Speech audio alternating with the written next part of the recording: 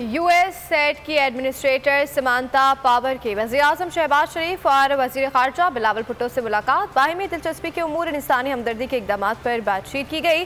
सैलाब की तबाहकारियों पर इज़हार अफसोस किया। अमरीकी सफ़ीर ने सैलाब मुतासरीन के लिए इमदाद का ऐलान किया।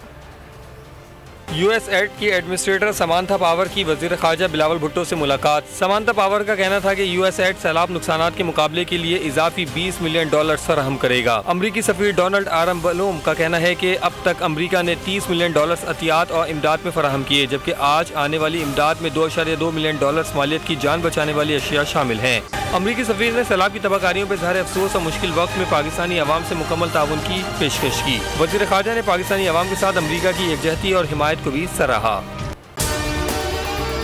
अगर आपको हमारी ये वीडियो पसंद आई है तो लाइक पर क्लिक कीजिए। बोल किसी के भी दबाव में आकर अपने फैमिली मेंबर्स को अलहदा नहीं करेगा। बोल हमेशा अवाम की आवाज बनता रहेगा और अवाम के मसाइल दिखाता रहेगा। बोल की अवाम से खुसूसी दुआओं और साथ देने की अपील। सबसे ज्यादा व्यूज, सबसे ज्यादा रील्स और सबसे ज्यादा रेटिंग के साथ बोल अब भी नंबर 1 पोजीशन पर बरकरार।